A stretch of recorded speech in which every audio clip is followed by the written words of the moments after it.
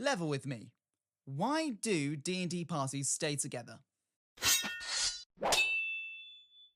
It's kind of a given that after a group of strangers fight off against bandits in a tavern, or they fight off against evil enchanted furniture running rampant through the pub, that they're just gonna adventure together. But why? It just kind of turns into a situational group friendship, and we all have situationships, whether that be through work or through university, or that weird third cousin that you only see at family gatherings. But surely there has to be some reason for these 5 ragtag renegades to remain together. I tried to think of a synonym for together beginning with R, but I couldn't find one. Anyway, before we jump into the video, just a reminder that this table works with shared XP, so any tips, tricks, or thoughts on the subject, leave them in the comments below to dish out some XP to the other players in our community, and I'll be sure to check them out as well. On to the video. One of the most common reasons an adventuring party will stay together is that they share a common enemy. Usually there's going to be like a dictator type who's trying to twist the region into their own personal playground. They're going to steal from the needy, they're going to be carrying out dark deeds behind the scenes, all while keeping up this bravado of a leader. They're really trying to look to, I don't know, provoke the people into an all-out war for their own personal gain. Maybe they're racist, maybe they're sexist, maybe they're fascist, maybe they're homophobic and transphobic, but hey, this is all fictional and we wouldn't have leaders like that in the world, would we? This gives various avenues for reasons as to why the characters can show disdain for the BBEG. As a British person, I can attest that we love nothing more than finding things to complain about. Together. Unless it turns into they're going to be investigating a mysterious order or corporation, then the players will probably be given a heads up about this tyrannical leader in the DM's... I got grey hair in my beard. Synopsis of the campaign, just so they all know who their target is. They will get this description like while the DM's laying out the lore of the land as they jump into the campaign in session 0. This would be my first choice for a group of brand new players because it very much provides them with a target to take down. It's an easy thing to imagine. It's, shown in films and it's written in books all the time. So if we can paint the picture of a tyrant, then they will all usually get on board with it. They have to relinquish the world of this person however they seem fit, who is hell-bent on their plan to tear the nation apart for their own political or financial gain, and this would most likely end in a storm the castle kind of ending. Similar to this, having a common goal for the party members is a reason for them to stick together, for example in Dungeons and Daddies. Whilst they are 4 individuals from 4 different backgrounds with 4 different character archetypes, they all have the same goal: retrieve their kids, escape the Forgotten Realms, and off their dads. Simple. Again, this is something that the Dungeon Master would generally kind of pitch before the start of the campaign, but in all honesty, I think it could take away player agency in the long run, as, they have their group task and, well, that's the entire game. I generally wouldn't suggest this one because whilst the players, yes, they can, take the opportunity to influence little bits within the game, the DM's pretty much told them the entire story. They've told them the end goal. This is where it's going to end no matter what you do. There just might be a few pit stops along the way. My mustache is up my nose. Nice. Let me know your thoughts on that. Not on the mustache being up my nose, but on the I wouldn't really go with this common goal thing. On to the next point. I have a script in front of me. I have a script in front of me. The next way to keep adventurers together would be for them to have intertwining backstories, whether this be they're from the same town or they're actually childhood friends. Maybe they were in the same clan that went to war together.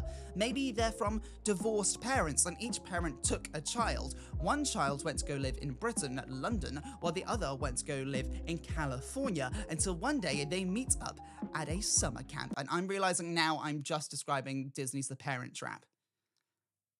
It could work. Whilst this could be an amazing reason to keep the party together, it would also be hard to plan with a table of strangers, because unless there are two very like-minded people at your table during session 0 in your local game shop, that's a lot of compromise for strangers to have. The most iconic version of this reason is Vex and Vax from Vox Machina. Hell, chuck in a Vix and a Vux and we've got all the vowels, baby. They left their family home and were fending for themselves before joining up with the others who were on their own journeys. This reason lends itself to creating storylines for the DM because it can offer the chance to test the foundations and the camaraderie and the very basis of the characters' relationship with each other. The bonds that the characters share can very much be lent into and, for want of a better word, manipulated. It can be used by NPCs across the region to test their trust in one another. But it's because of this trust between the two characters that you have to give them a damn good reason to accept strangers into the party, because if they've been going on their quest for however long, do they really need strangers to assist them? Maybe session 1 is that one of these interlinked characters has been kidnapped and the rest of the party have to save them. No starting in a tavern, they literally meet on the road and they aid the other interlinked character in saving their companion. And then they debrief in a tavern. Not like that, bards, we're not debriefing like that.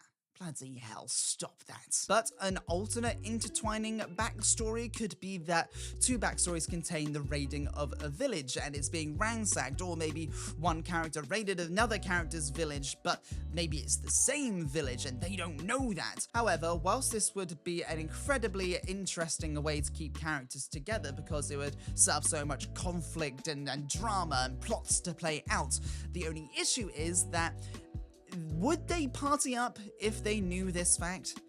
I don't think they would.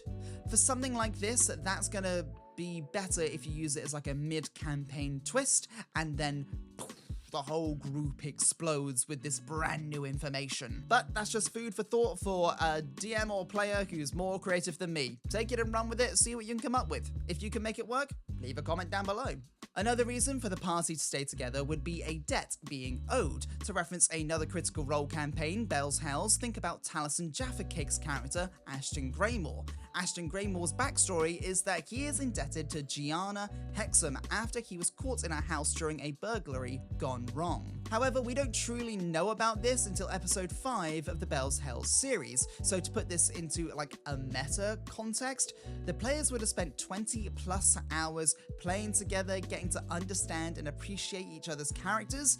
If he had brought this up in episode 1, then yes, the players would have got along with it because it's their job, but they wouldn't have that character connection to want to back him up in universe. Because if this was like a random table in your local game store, then someone dropped this backstory immediately, you'd probably think they're a little bit of a spotlight hog, wouldn't you?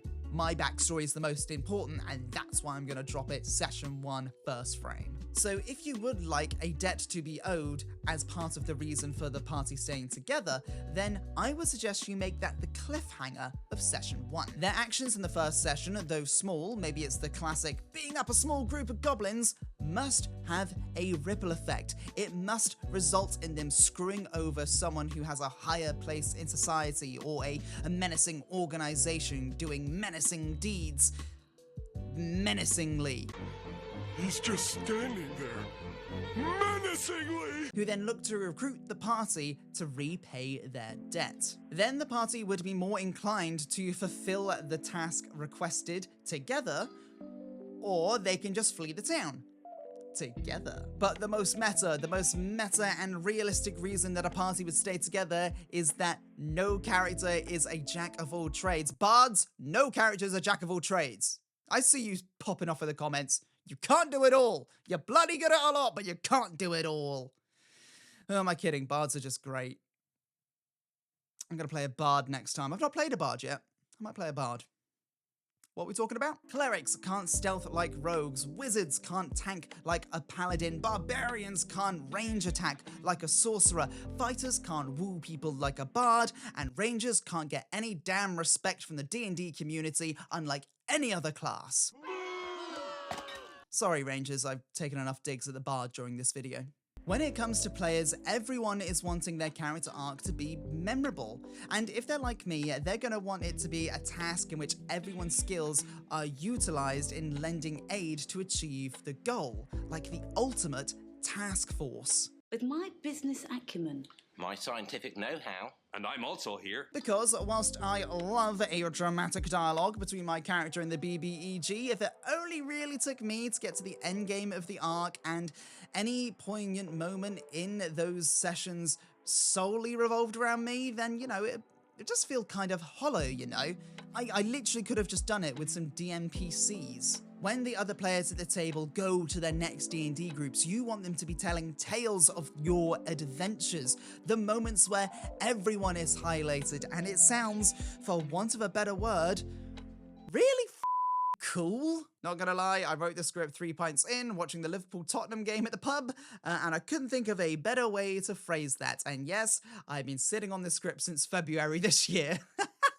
All this video is saying really is that the Dungeon Master could have a really difficult job to keep everyone involved and invested in the campaign at hand. Not only to have a good hook that ensures that all the characters have an incentive to stick together, but also the fact that the players would have submitted their own personal backstories, which then the Dungeon Master has to weave into the campaign that they have already thought about and have probably already thought about milestones that this will happen here, and then this will happen here. When this happens, it'll have effect on this, but then they've got to include all the character backstories as well. That's a lot of work before the campaign even starts. However, there is a debate online of the opinion that it's actually the player's responsibility to come up with a logical reason the party would stay together. The DM has to plan combat, social scenes, organize maps and NPCs, so it's up to the players to see the potential in each other's characters for reasons to stay together and for reasons it will be beneficial for those characters as individuals. Because it is going to be difficult for the Dungeon Master to seamlessly fit them into an overarching campaign plot that they have no doubt, like I said, already planned milestones for. But then with the correct string of mystery and drama and breadcrumbs leading into these personal story arc moments, then the intrigue of the subplots will give the players plenty of opportunity to see the benefits in each other. That's to say, plenty of opportunities for them to band together to resolve the situations that they have been thrust into and finding that they need each other to go forward. Hey, that's just my 2 cents on reasons why Dungeons and Dragons parties would stay together, but please, any tips, tricks, or thoughts, leave them in the comments below to dish out some XP to the other players in our community, and I'll be sure to check them out as well. I'll see you in the next session.